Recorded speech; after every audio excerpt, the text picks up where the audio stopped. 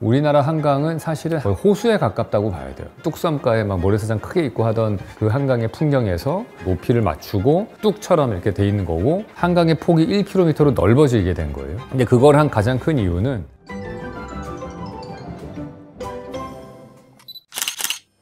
네, 안녕하세요 왓슨 여러분. 이번 시간에는 한강다리 스페셜 한번 찍어보려고 합니다. 제작진에서도 또 자료조사도 좀 해오시고 제가 알고 있는 상식들을 좀 합쳐가지고 얘기를 나눠보도록 하겠습니다. 일단 한강에는 전체적으로 다리가 31개가 있고요. 한강이 사실은 서울에만 있는 게 아니잖아요. 저쪽 팔당댐부터 시작해서 김포까지 이어지는 거니까 31개의 다리가 한강이 있지만 그 중에서 서울시에 있는 다리는 22개입니다.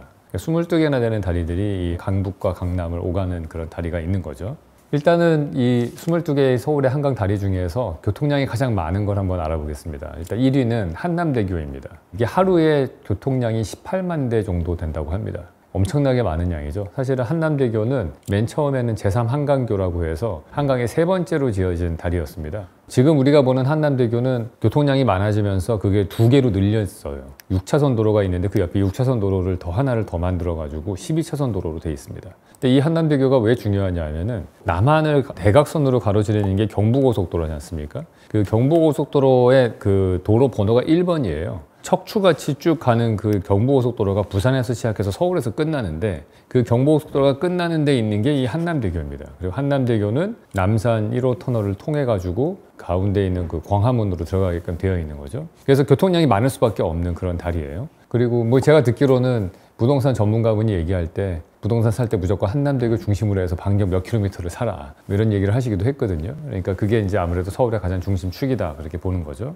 그리고 조사한 바에 의하면은 전 세계에서 교통량이 가장 많은 그 다리가 워싱턴 브리지라고 해요. 그 맨하탄하고 뉴저지를 연결하는 겁니다. 이 현수교로 되어 있는 2층짜리 다리가 있어요. 2개 층은 더블데크로 되어 있죠. 그래서 그 다리가 뉴저지로 넘어가는 다리고요. 거기서부터 시작을 해가지고 사실은 이 미국의 대륙을 동서로 횡단하는 그런 고속도로가 그 워싱턴 브리지를 건너면서부터 시작이 됩니다. 그래서 그 길을 따라서 쭉 가면은 시카고 가고, 그다음에 뭐 인디아나주 거쳐서 서부까지 가게 되는 그런 도로가 있거든요. 네, 하여튼 그 도로가 가는 그 라인인데 그게 하루에 25만 대가 왔다 갔다 해서 전 세계에서 가장 교통량이 많은 거예요. 거기가 되게 독특한 게 뭐냐면은 그 뉴저지 쪽을 팰리사이드라고 부릅니다. 그쪽이 왜 그 절벽이에요. 여러분은 자동차 중에 팰리사이드라는 자동차 있잖아요. 그거 되게 웅장한 현대에서 나온 거. 근데 그게 지대가 가다가 갑자기 뚝 떨어지게 돼 있어요.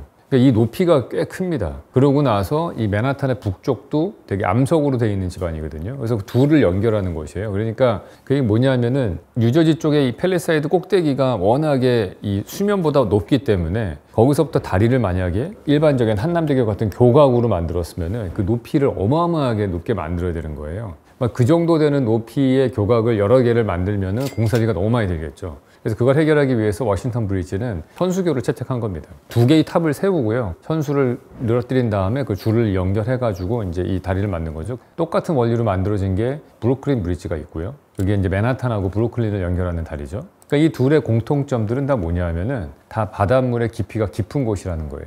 허드슨강과 이스트리버 둘 다 거의 바다와 만나는 곳이기 때문에 수심이 되게 깊어요. 그 얘기는 뭐냐면은 거기에는 수심이 깊어서 큰 배가 들어오기에 적합한 항구라는 뜻입니다. 그래서 이 허드슨강은 엄청나게 큰 여객선, 전 세계에서 가장 큰 여객선들, 이런 것들이 다 들어와요. 어느 정도냐면은 그게 딱 쓰면은 거의 한 20층 정도 되는 건물 높이 정도 되는 것 같아요. 그래서 하루는 차 타고 가다가 무슨 건물이 하나 새로 지어진 줄 알았어요. 알고 봤더니 근데 그게 그 당시에 전 세계에서 가장 큰 여객선이 정박하고 있다, 그렇게 얘기하더라고요. 그러니까 그런 배가 들어올 정도로 수심이 깊다는 얘기니까 그 정도 깊은 데에다가는 한강에 있는 그러한 교각 같은 다리를 놔서는 지을 수가 없는 거예요. 아니면 아예 터널을 뚫습니다. 그러니까 링컨 터널이라고 해서 맨하탄의 가운데를 치고 들어가는 터널이 있고, 그 밑에 홀란드 터널이라는 게 또 있고, 다리는 이런 워싱턴 브리지 같은 현수교로 만들어요. 현수교가 되게 뭐가 멋있냐 하면은 줄이 쭉 들어지잖아요. 그러니까 차를 타고 딱 가면은 거기에 이제 안개가 낄 때가 많거든요. 강하구다 보니까. 근데 안개가 끼었을 때 그 다리가 그 공간감이 되게 느껴져요. 그냥 다리가 가는 게 아니고 현수교 다리니까 줄이 쫙 들어졌을 때 어떤 때는 그 현수교 줄이 한 100개쯤 보이다가 어떤 때는 50개 보이다가 어떤 때는 70개 보이다가 이제 그 개수가 달라지잖아요. 그러면 그 공간감의 깊이감이 달라집니다. 그래서 그게 되게 어떤 하나의 레퍼런스 척도가 되는 되게 멋있는 그런 다리 디자인이었다, 저는 그렇게 기억을 하고 있어요. 자, 2등으로 교통량이 많은 데가 성산대교네요. 망원동하고 양평동을 연결하는 건데 전체 길이가 1.4km고 왕복 6차선입니다. 여기는 하루 평균 자동차 교통량이 15만 대라고 합니다. 엄청나네요, 그래도. 여기는 약간 철골 트러스 구조로 만들어가지고 교각이 있고 거기에 이제 반원형의 아치, 반달형 구조체의 조형미가 있는 다리다. 그렇게 보통 평가를 받는다고 해요. 3등이 양화대교입니다. 합정동과 양평동을 연결하는 길이가 1km고 왕복 8차선. 하루 평균 교통량은 14만 대. 여기가 유명한 게 그거죠. 그 선유도공원을 가로질러 가는데 그 자이언티 노래 중에 양화대교라고 있잖아요. 그 노래로 유명한 거죠. 또 하나 여기 양화대교가 유명한 거는 이 한강 르네상스 할 때 경의 누나를 뚫고서 이 한강을 통해서 저쪽 중국에서 오는 여객선들이 국제 업무지구까지 오게 하기 위해서 여기에 배를 지나가게 하게 했어야 됐어요. 근데 이 양화대교가 되게 낮습니다. 높이가 낮고 또 하나는 이 교각들의 간격이 좁아요. 그러다 보니까 간격이 좁다는 거는 큰 배가 지나가지 못하잖아요. 그래서 그 교각의 간격을 넓히고 이렇게 좀 중간에 다리를 한번 개조를 한 게 있어요. 거기에 큰 배가 지나갈 수 있게끔.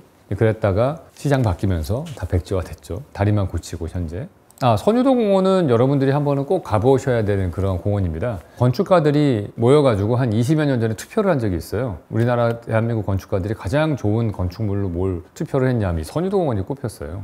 거기가 원래 수돗물 이렇게 정화하는 그런 시설들이 있던 곳이에요. 그러니까 산업시설이 있던 곳인데 그게 이제 사용을 안 하죠. 그러다 문 닫았다가 공원으로 개조를 한 겁니다.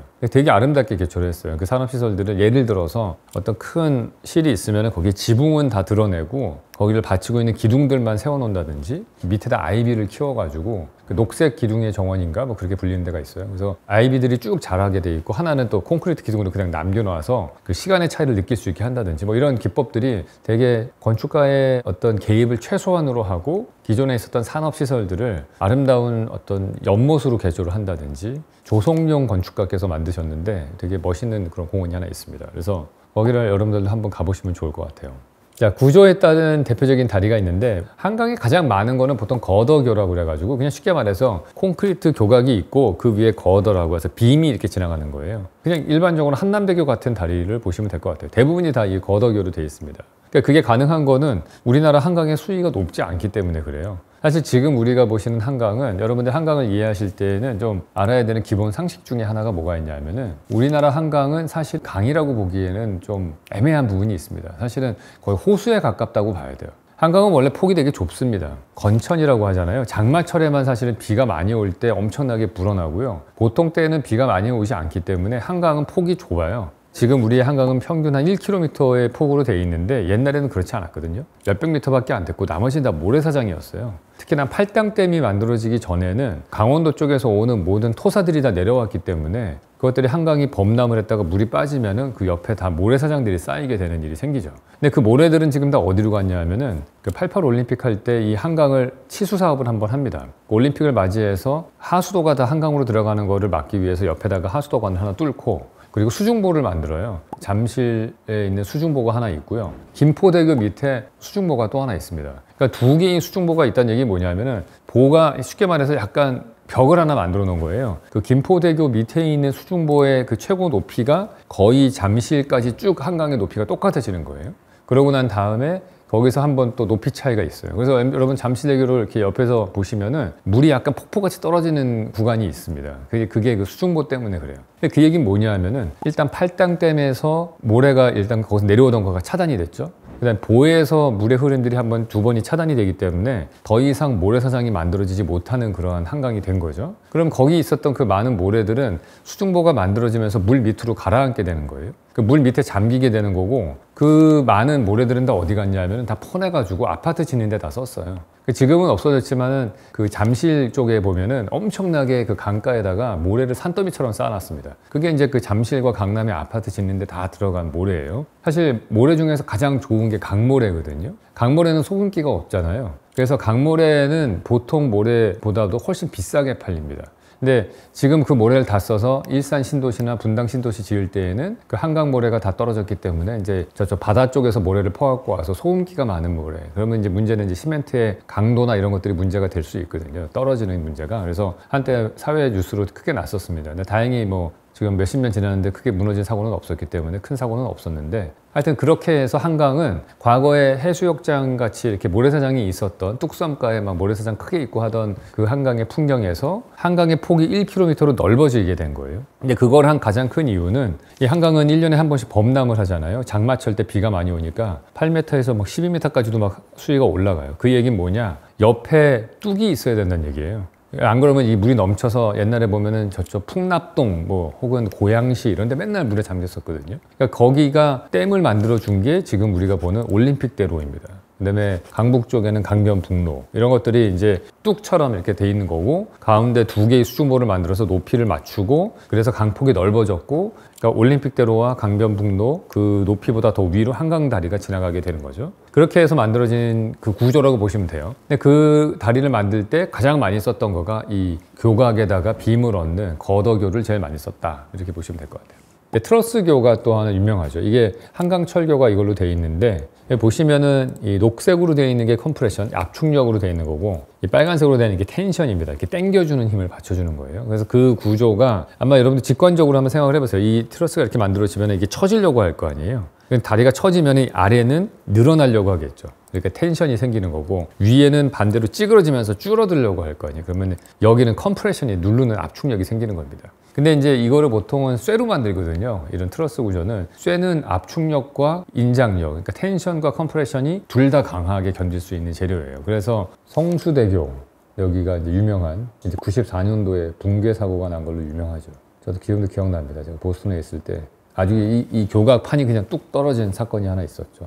다음은 사장교입니다. 사장교는 우리나라의 올림픽대교가 사장교로 돼 있어요. 주탑을 두 개를 세우고, 여기 보시면은 케이블 이런 것들이 쭉 내려가 가지고 이 교각 상판을 잡고 있는 거예요. 그러니까 현수교랑은 좀 다릅니다. 이 사장교는, 현수교의 차이점은 뭐냐면, 사장교는 이 주탑에서 케이블이 직접 가가지고 다리 상판을 잡는 거고요. 현수교는 주탑에 줄을 하나 걸고 그 메인 케이블에 수직으로 케이블을 또 매달아 가지고 이 상판을 붙잡고 있는 게 현수교예요. 그러니까 금문교는 현수교고 올림픽대교는 사장교다, 이렇게 보시면 될 것 같아요. 사실 올림픽대교가 되게 아름다운 다리라고 저는 생각을 합니다. 한국에서 보기 힘든 한강 다리 중에 하나죠. 가장 긴 다리, 높은 다리는 어디일까요? 한강에서 가장 긴 다리는 마곡대교라고 해요. 이게 공항철도가 지나가는 건데 2.9km나 되네요. 엄청나네요. 그러니까 이 한강만 건너는 게 아니고 그 뒤에까지 쭉 가니까. 근데 그 길이가 2.9km인데 금문교가 2.7km입니다. 그러니까 그거보다 좀 더 길다고 할 수 있겠죠. 세계에서 가장 긴 다리, 이게 단쿤터 대교라는 게 있다는데요. 상하이하고 난징 사이에 있는 고속철도가 지나가는 다리인데 길이가 무려 164km 정도 됩니다. 이건 뭐 그냥 다리가 아닌 거 아니야? 이건 그냥 도로를 위로 올린 거 아니야? 그리고 가장 높은 다리, 우리 한강에서 제일 높은 다리는 월드컵 대교라고 해요. 높이가 100m라고 합니다. 100m가 이 주탑의 높이가 100m라는 얘기인 거죠. 세계에서 가장 높은 다리, 야, 이거 저도 사진 봤는데 이게 미오 대교라고 노먼 포스터가 설계한 다리예요. 엄청나게 높습니다. 높이가 342m예요. 근데 전체 길이가 2.4km고. 노먼 포스터가 이런 걸 하기 때문에 돈을 버는 거예요. 이건 진짜 이런 다리 설계 같은 거 하잖아요. 그러면은 제가 한번 6개월을 한번 설계해 본 적이 있는데 보통 건축 설계비 한 10배 받는 것 같더라고요. 그러니까 뭐든지 공사비는 한 공 2개는 더 묻는 것 같아요. 토목 쪽에서는. 제가 알기로는 노먼 포스터가 이런 어마어마한 다리 같은 프로젝트, 뭐 공항 이런 큰 걸 많이 하잖아요. 그러니까 1000명이 넘는 직원을 그렇게 유지할 수 있는 것도 그런 대형 프로젝트들이 있었기 때문인 거예요. 그런 노먼 포스터가 이번에 서리풀 공모전에 설계를 해가지고 PT를 했다는 게 저는 정말 경이롭더라고요. 이번에 진짜 열심히 했다고 그러더라고요. 저랑 똑같이 떨어졌죠. 같은 입장인 거예요, 사실. 일단은 다리를 설계하는 유명한 건축가가 2명이 있어요. 노먼 포스터하고 칼라트라바, 산티아고 칼라트라바라는 2명인데, 산티아고 칼라트라바는 이분은 원래가 출신이 토목 출신이어서, 그러니까 다리나 육교 같은 거 많이 지었던 분인데, 이분이 지금 이제 공항이나 기차역 같은 것도 짓더니 지금 아파트도 짓고 이제 건축으로 완전히 넘어왔거든요. 근데 이 건축에 베이스를 두고 있는 분이 디자인하실 때에는 좀 그래도 구조미를 더 많이 드러내는 것 같다는 느낌은 들어요. 비례감이라든지 조금 더 세련된 느낌을 가지려고 한다. 그리고 또 하나 되게 유명한 다리가 하나 있죠. 그 밀레니엄 브릿지라고 해서, 밀레니엄 브릿지가 2개가 있어요. 런던에 가면은 노먼 포스터가 설계한 밀레니엄 브릿지가 하나 있고, 그거보다 사실 더 멋있는 게 그 런던 북부에 가면은 거기 밀레니엄 브릿지가 있는데 이렇게 아치가 있고 거기서 케이블이 내려와서 얘를 딱 붙잡게 돼 있어요, 다리가. 근데 이게 멋있는 게 이 다리가 하루에 몇 번씩 이렇게 기울어져요. 딱 기울어지면서 밑으로 배가 지나가게 하는 거예요. 기가 막힌데 그게 정말 기발한 게 양쪽에 이 피벗 축이 있고요. 아치가 이런 식으로 기울어져 있고 다리는 이런 방향으로 휘어져 있어요. 그러고서 여기서 이걸 줄을 당겨요. 그러면 얘가 이 다리는 일로 무너지려고 할 거고 이 아치는 일로 쓰러지려고 할 거 아니에요. 그러니까 그 두 개의 무게로 딱 밸런스를 잡고 있는 거야, 얘가. 그런데 그 상태에서 이 아치가 아주 가벼운 힘으로도 얘를 싹 돌릴 수가 있는 거죠. 그 무게가 시소같이. 그 다리가 아주 기가 막힌 다리가 하나 있어요. 그게 제일 인상적이었고, 노먼 포스터에는 되게 유명한 일화가 하나 있어요. 노먼 포스터가 2000년을 맞이해가지고 영국에서 중요한 프로젝트를 몇 개를 하는데, 그게 하나가 런던 아이가 하나 있고, 그다음 밀레니얼 브릿지가 하나 있고, 리차드 로저스가 한 돔이 하나 있거든요. 밀레니얼 돔이라는 게. 근데 성바울 성당하고 테이트 모던을 연결하는 이 밀레니얼 브릿지를 보행자 전용 다리로 만들었는데, 성바울 성당은 런던의 되게 구도심으로 원래 유명했던 곳이고, 그 다음에 원래 테이트 모던은 거기가 화력발전소가 있던 데예요. 근데 거기가 화력발전소를 안 쓰니까 버려져 있다가 낙후된 지역이었는데, 거기다가 미술관을 지으면서 새롭게 뜨는 지역으로 된 거죠. 그 둘을 연결하는 보행자 축을 만들었거든요. 근데 다리를 완공을 딱 했는데 정말 놀라운 게 오버아롭이라는 데서 구조 설계를 한 거예요. 전 세계에서 제일 설계 잘하는 데예요. 막 앉아질 것 같은 거 짓는 CCTV 사옥도 거기서 했고, 딱 봤을 때 저거 어떻게 지어졌지 하면 구조는 항상 오버아롭이야. 근데 그 오버아롭이 설계를 했는데 개통을 딱 했는데 다리가 흔들리는 거예요, 이게. 말도 안 되는 거죠. 그렇게 구조 계산을 다 해가지고 했는데 다리가 흔들려요. 그러니까 왜 그러냐 하면은 일반적으로 다리는 자동차들이 많이 지나가잖아요. 근데 자동차는 바퀴가 굴러가니까 얘가 1톤짜리 트럭이 지나가더라도 얘는 밑으로 내리는 하중밖에 없는 거예요. 근데 사람이 걸을 때는 달라요. 우리가 어린아이가 걸음마를 배울 때 어떻게 얘네들이 걸음마를 하냐면은, 우리가 두 다리로 걷는다는 얘기는 뭐냐면은 왼발을 내디딜 때 무게중심이 사실은 우리가 오른쪽으로 쓰러지잖아요. 그러니까 살짝 우리는 의식을 지금은 너무나 자연스럽게 걸어서 모르지만은 왼발을 내디딜 때는 왼발을 왼쪽으로 밀어요. 그리고 오른발을 내딜 때 오른쪽 발을 밀고, 그렇게 밀고 약간 스케이트 지치듯이 이렇게 밀면서 걷는 거거든요. 근데 사람들의 특징이 뭐가 있냐면은, 이거는 그 유명한 싱크라는 책에 나오는 일화예요. 이 사건이 거기 책에 나왔어.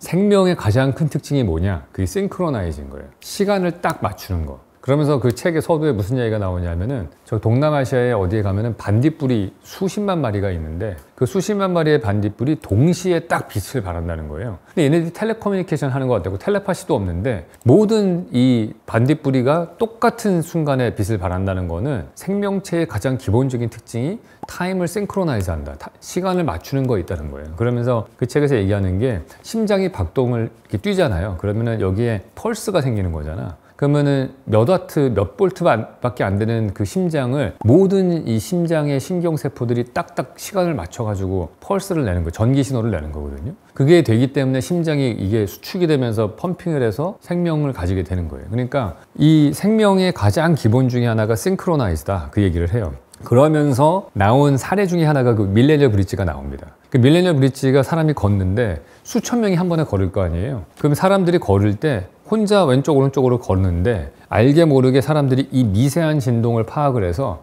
발을 맞춘대요. 이 옆에 있는 사람들하고 발을 보폭을 맞춰서 걷기 시작을 한다는 거예요. 이 진동수를 맞춰서. 그러면 10명, 20명, 100명, 1000명 이렇게 맞추기 시작을 하면은 처음에 0.1mm 움직이던 거가 1, 2cm씩 몇 cm씩 움직이기 시작을 하는 거예요. 만약에 그 상태로 계속해서 우리가 이렇게 발을 맞추면은 결국에는 그게 다리가 무너지는 지경까지 가는 거죠. 원인은 파악을 못했는데 개통한 날 그 흔들림이 있어가지고 다리를 폐쇄를 해요. 그리고 연구를 합니다. 그래서 이 사람들이 찾아낸 방법은 단순해요. 자동차 충격 흡수 장치 있잖아요. 그거를 가로로 놔가지고 오른쪽으로 다리가 움직일 때 왼쪽으로 당겨주고, 왼쪽으로 다리가 움직일 때 오른쪽으로 당겨주는 그 샥 업저버 같은 장치를 밑에다 달아서 그 문제를 해결했다, 이런 얘기가 나와요. 되게 재미나죠. 이거 보면은 그 생명의 근본 원리부터 시작해서 사람이 걷는 것과 자동차 움직임의 차이, 뭐 이런 엔지니어적인 것들이 합쳐져 가지고 그런 밀레니얼 브릿지의 사건이 한 번 있었어요. 반포대교, 제가 좋아하는 다리죠. 잠수교가 있고 795m짜리가 있고 그 위에 반포대교가 추가로 만들어졌거든요. 1.5km짜리가.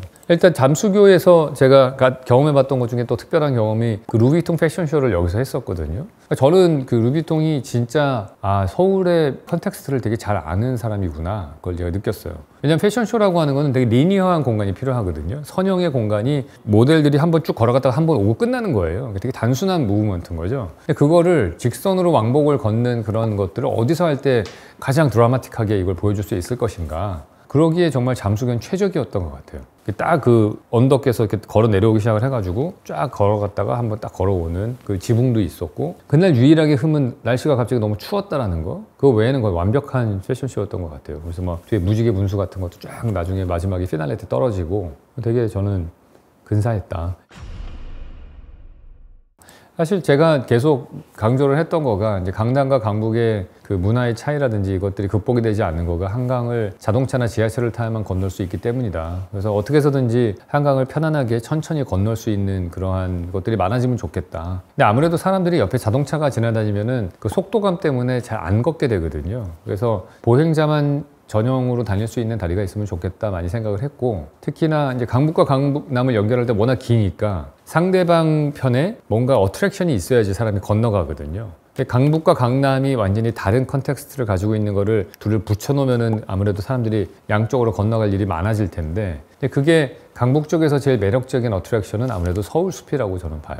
서울에 그렇게 평지로 되어 있는 녹지가 없기 때문에. 그리고 강남은 어쨌든 로데오나 이 강남 압구정 지역은 또 다른 어트랙션이죠. 그러니까 이 로데오와 이 압구정 등 일대는 서울 사람들은 강북 사람이나 강북남 사람이나 누구나 다 선호하는 지역이니까 그 두 개가 연결되는 보행자 전용 다리가 생기면 되게 좋겠다. 그런 생각은 항상 해왔죠. 이제 좋은 기회가 뭐냐 하면은 뭐 사실 반포부터 시작해가지고 잠실까지가 거의 아파트 단지들이 재건축이 되잖아요. 그럼 재건축이 될 때 이 사람들은 기부 체납이라는 걸 해야 됩니다. 그게 땅으로 하던 아니면 어떤 시설로 하던. 근데 그때 어떤 아파트 단지 내에서 기부 체납하는 그 공사비를 한강 보행자 전용 다리를 만들게 해준다면은 그럼 사실 윈윈할 수 있다고 보거든요. 그러면은 사람들이 일반 시민들도 한강 다리를 건너갈 수 있고, 그리고 이 아파트 개발하는 사람 입장에서도 기부 체납으로 자기네들이 다리를 만들면 자기네 아파트 단지도 좋을 거고. 그래서 제가 메스터 아키텍트로 있는 구현대 아파트 할 때 이제 그런 제안을 하는 거죠. 이거를 서울시하고 협의를 잘 하셔가지고 이 3호선 압구정역에서 내려서 서울숲까지 걸어갈 수 있는 루트가 나온다면은, 그러면은 되게